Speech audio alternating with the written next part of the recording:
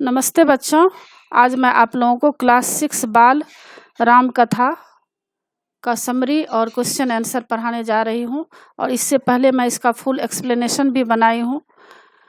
और क्लास 6 बसंत और क्लास 6 बाल राम कथा का सारा वीडियो बना चुकी हूं। उसको देखने के लिए आप ऊपर दिए गए आई बटन पर क्लिक करके देख सकते हैं, या नीचे दिए गए डिस्क्रिप्शन बॉक्स में देख सकते हैं, या प्लेलिस्ट में जाकर देख सकते हैं। और बच्चों, अभी मैं आप लोगों को अवधपुरी में राम, इसका मैं समरी पढ़ाने जा रही हूँ। अवध में सरयू नदी के किनारे अयोध्या नगर था। अयोध्या नगर कहाँ था, यह क्वेश्चन आ सकता है। सरयू नदी के किनारे वह बहुत ही सुंदर और दर्शनीय था। लोगों के भव्य घर थे, सड़कें चौड़ी थी, सुंदर बाग बगीचे थे, कहीं कोई दुख या विपन्नता नहीं थी। तो इसमें यही दिखाया जा रहा है कि अवधपुरी किस तरह था, कितने सुखी संपन्न था, जहाँ पर भगवान राम का जन्म हुआ है। अयोध्या नगरी के बारे में बताया जा रहा है। अयोध्या कौशल राज्य की राजधानी थी। राजा दशरथ कुशल योद्धा और न्यायप्रिय शासक थे।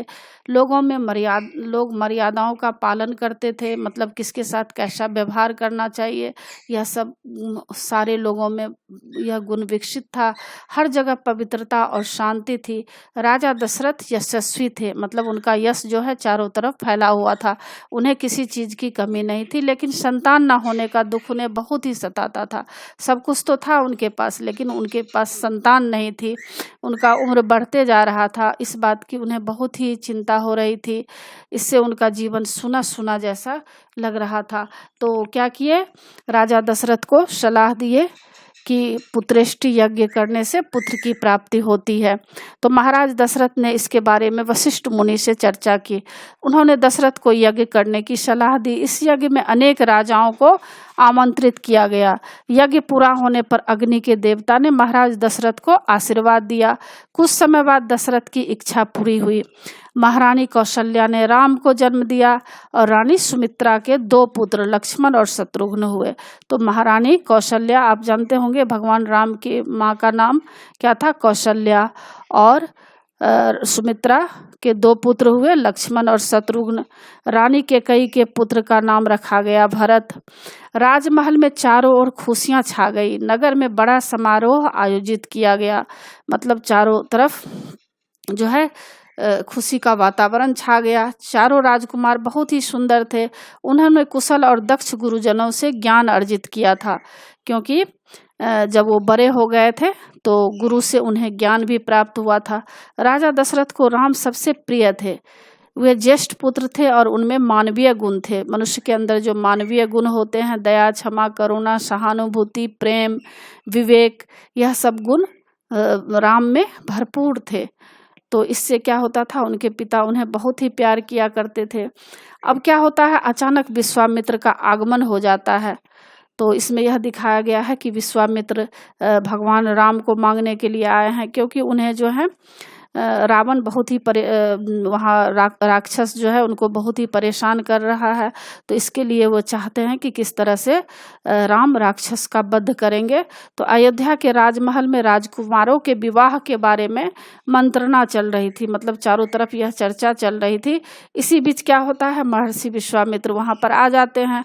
और विश्वामित्र स्वयं राजा थे, कुछ समय पहले वे राजा थे, पर क्या हुआ, कुछ दिन बाद वे अपना राजपाट को छोड़ दिए और संन्यास ग्रहण कर लिए। अब वे आश्रम में रहने लगे। उनका नाम रखा था सिद्धाश्रम। विश्वामित्र के आश्रम का क्या नाम था, सिद्धाश्रम नाम था।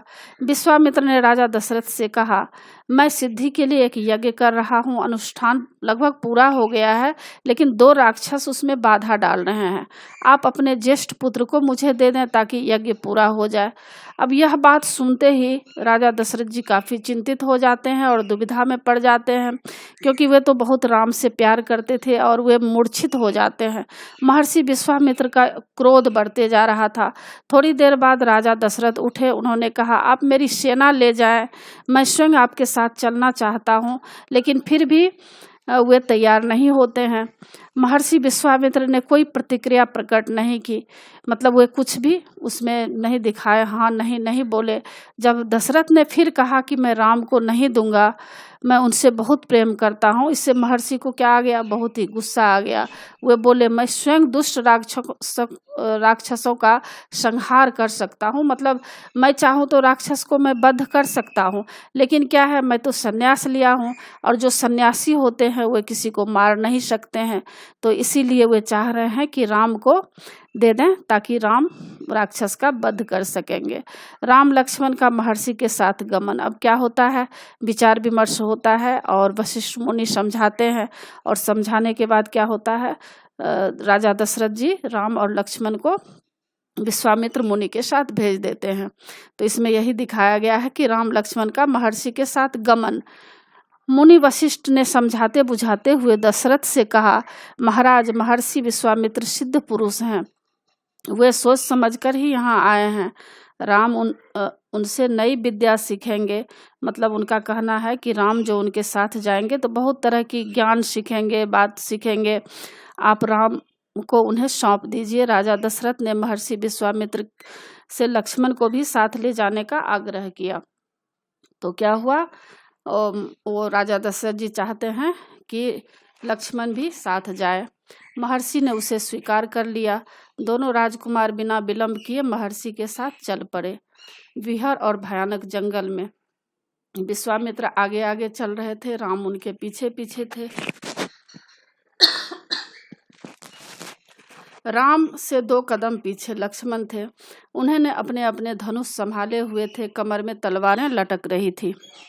अब आगे बच्चों देखिए, इसमें कठिन कुछ वर्ड हैं, आप चाहें तो इसको याद करने के लिए लिख सकते हैं, याद कर सकते हैं, और इसके नीचे प्रश्न उत्तर है। पहला प्रश्न है, अयोध्या की विशेषताओं का वर्णन अपने शब्दों में कीजिए। उत्तर, सरयू नदी के किनारे पर स्थित अयोध्या कौशल राज्य की राजधानी थी। यह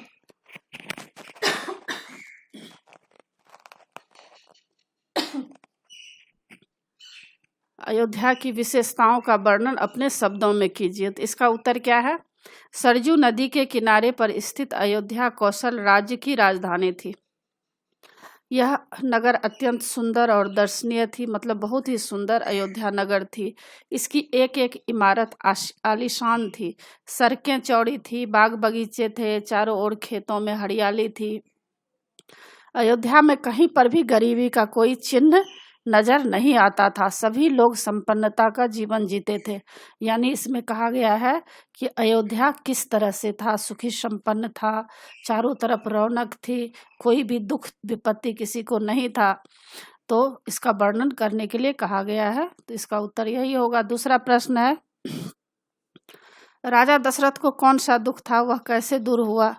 उत्तर, राजा दशरथ को निसंतान होने का दुख था, यानी सब धन संपत्ति तो था लेकिन उनके पास संतान नहीं था, इसका उन्हें बहुत ही दुख था। संतान की कमी उन्हें बहुत सताती थी। वशिष्ठ मुनि ने राजा दशरथ को पुत्रेष्टि यज्ञ करने की सलाह दी। तो राजा दशरथ, वशिष्ठ मुनि क्या करते हैं, राजा दशरथ को समझाते हैं कि एक पुत्रेष्टि यज्ञ होता है, मतलब पुत्र को प्राप्ति करने के लिए एक यज्ञ किया जाता है। महान तपस्वी श्री श्रृंग की देखरेख में पुत्रेष्टि यज्ञ किया गया। इससे कुछ समय बाद राजा दशरथ की इच्छा पूर्ण हुई, उनकी 3 रानियां पुत्रवती हो गई। इससे राजा दशरथ का निसंतान होने का दुख हो गया, यानी राम लक्ष्मण भरत और शत्रुघ्न का जन्म हुआ और उनको जो चिंता थी वह चिंता दूर हो गई। तीसरा प्रश्न है, विश्वामित्र कौन थे। उत्तर है, विश्वामित्र स्वयं राजा थे। उन्होंने अपना राजपाट छोड़ दिया था और सन्यासी बन गए थे। वे जंगल में आश्रम बनाकर वहां रहने लगे थे। यानी विश्वामित्र जो है एक समय राजा थे, उन्हें बहुत ही धन संपत्ति था, लेकिन फिर भी वे सन्यास धारण कर लिए थे। चौथा प्रश्न है, विश्वामित्र राजा दशरथ के पास क्यों आए थे, उन्होंने राजा दशरथ से क्या कहा। उत्तर, विश्वामित्र सिद्धि के लिए यज्ञ कर रहे थे। यज्ञ कार्य लगभग पूरा होने को था। 2 राक्षस इनके यज्ञ कार्य में बाधा डाल रहे थे। उन राक्षसों को केवल राम ही मार सकते थे, इसलिए वे दशरथ के पास राम को लेने के लिए आए थे। विश्वामित्र ने दशरथ से कहा कि मैं केवल कुछ दिनों के लिए राम को अपने साथ ले जाना चाहता हूँ। यज्ञ 10 दिन में ही पूरा हो जाएगा। उन्होंने यह भी स्पष्ट कर दिया कि मैं स्वयं राक्षसों को मार सकता हूँ, पर मैंने संन्यास ले लिया है और संन्यास जो लेता है वह कभी भी किसी को मारता नहीं है। यदि आप राम को नहीं देंगे तो मैं खाली हाथ लौट जाऊंगा।